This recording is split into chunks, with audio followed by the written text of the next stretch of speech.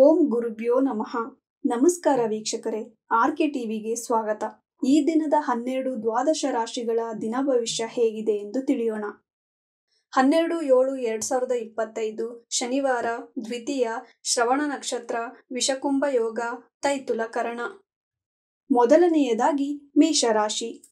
ತಾಯಿಗೆ ವೃತ್ತಿ ಲಾಭ, ಧನ ಲಾಭ, ಸ್ನೇಹಿತರಿಂದ ಲಾಭ, ಗೃಹ ಲಾಭ, ವಾಹನ ಲಾಭ, ಭೂ ಖರೀದಿ ಲಾಭ. ಭರಣಿ ನಕ್ಷತ್ರದವರಿಗೆ ಅಶುಭ. ವೃಷಭ ರಾಶಿ. ಪ್ರಯಾಣದಿಂದ ಅದೃಷ್ಟ ಲಾಭ, ವಿದೇಶಿ ಪ್ರಯಾಣ ಮಾಡುವಿರಿ, ವೃತ್ತಿಯಲ್ಲಿ ಬದಲಾವಣೆ. ಕೃತಿಕ ನಕ್ಷತ್ರದವರಿಗೆ ಶುಭವಾಗುವುದು. ಮಿಥುನ ರಾಶಿ. ಧನ ನಷ್ಟ, ಕುಟುಂಬದವರಿಂದ ನಿಂದನೆ, ತಂದೆಯಿಂದ ಮಾರ್ಗದರ್ಶನ, ವಿದೇಶಿ ಪ್ರಯಾಣ ಮಾಡುವಿರಿ, ವಿದ್ಯಾರ್ಥಿಗಳಿಗೆ ಶುಭವಾಗುವುದು. ಕಟಕ ರಾಶಿ. ಸಂಗಾತಿಯ ಹಾಗೂ ವೃತ್ತಿಯ ಚಿಂತೆ, ಪಾಲುಗಾರಿಕೆಯಲ್ಲಿ ಲಾಭ, ಹೂಡಿಕೆ ಹಣದಲ್ಲಿ ವ್ಯತ್ಯಾಸ. ಪುಷ್ಯ ನಕ್ಷತ್ರದವರಿಗೆ ಶುಭವಾಗುವುದು. ಸಿಂಹ ರಾಶಿ.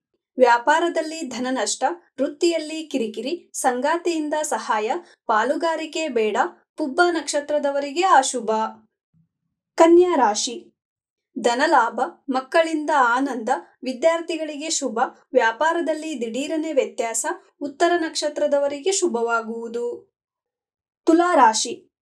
ಉದ್ಯೋಗದಲ್ಲಿ ನೆಮ್ಮದಿ, ತಾಯಿಯಿಂದ ಪ್ರಶಂಸೆ, ಮಕ್ಕಳಿಂದ ಆನಂದ, ವಿದ್ಯಾರ್ಥಿಗಳಿಗೆ ಶುಭ, ಗೃಹ ಲಾಭ, ವಾಹನದಿಂದ ಲಾಭ, ಸ್ನೇಹಿತರ ಆಗಮನವಾಗುವುದು. ವೃಶ್ಚಿಕ ರಾಶಿ.